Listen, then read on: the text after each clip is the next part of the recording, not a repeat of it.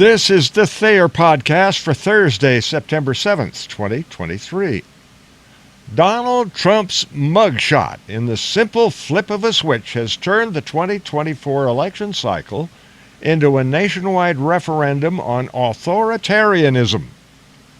The nation's conservatives began this election cycle seeking closure of the border and the reduction of inflation, thereby alleviating much of today's incredible pressure on America's middle class. But that simple mandate has shifted and become much more focused. Today, the thrust is to restore American freedom by decimating the establishment, the bureaucracy, and so-called experts. It's not just conservative middle Americans who have their dander up. A little over a week ago, Jason Whitlock, the black sports columnist, podcaster, and former football player, wrote in a Blaze Media op-ed the crude and now infamous Niggas for Trump 2024 t-shirt worn by former coach and safety for the Oakland Raiders, Derek Gibson, captures the sentiment of working-class black men. "I'm here to support President Trump," Gibson told a Rumble.com interviewer on the day of Trump's arrest. "You know why I'm here to support President Trump? Because they done did black men like this for decades. Make up charges. I know Trump is innocent.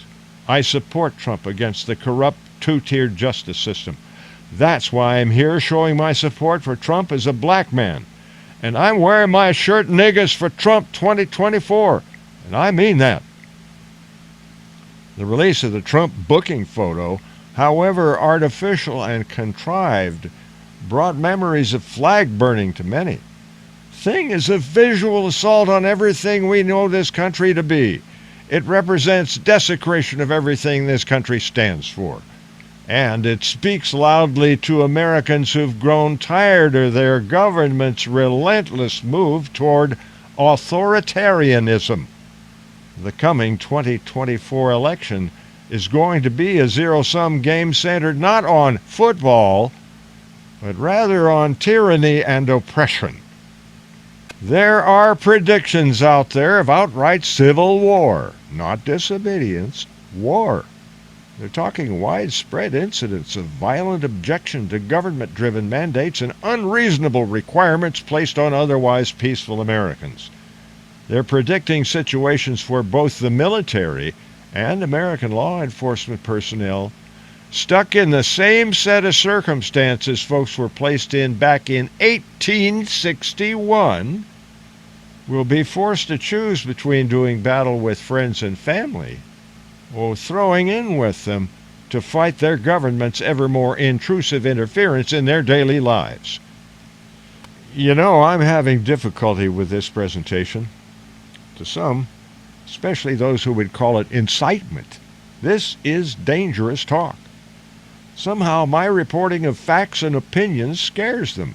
They fear people like me who have no problem exercising their right to free speech.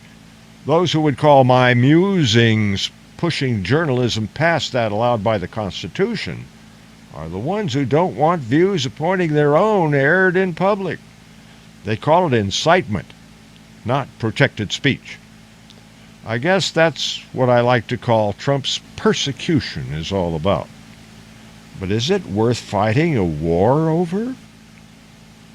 Improvise, adapt, overcome. Semper Fi.